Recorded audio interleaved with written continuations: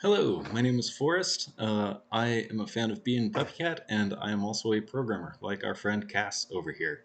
So, um, there's a couple of scenes in being Puppycat that it shows kind of like little clips of her code, but in the new Netflix series, it actually has a much larger uh, show of her code. And actually, if you look at just this section of it and compare it to the original one, it looks like it's the same thing. Because we've got like dot average, right length. Anyway, point being, I recreated the code, and I had to make a couple of assumptions.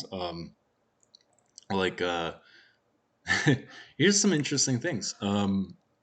So I actually found a thing that was referring to basically the same thing that I was talking about here, but there's actually a reference in her code to this guy named JulianBucknall, and I guess he creates algorithms, and the algorithm that she used was something called GitPy, and I couldn't find the algorithm for getting the string of pi in on his blog, so I just went ahead and found it, Googled pi to 10,000 digits, and had that return it. So anyway, back to it. Here is what her code does.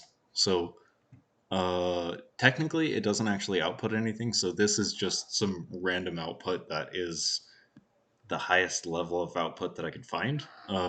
In her code, it's technically supposed to return void, so it doesn't return anything, but this is it.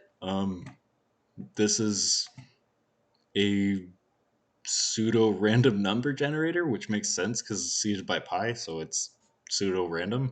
But I did find it interesting that in her code, it's locked down to calculating using the key number 4. And so you get everything that is like fourness stats, fourness calculator, which is, I guess, the fourness of each digit of pi.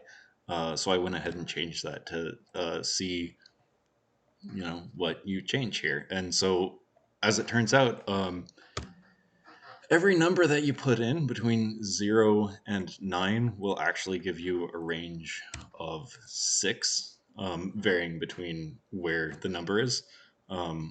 Where the higher the number, the lower the digits that you actually get over here. Um, yeah, so I guess the key number is the offset. Um, but yeah, that's what it does. Hope you enjoyed it. Hope that it quelled your curiosity.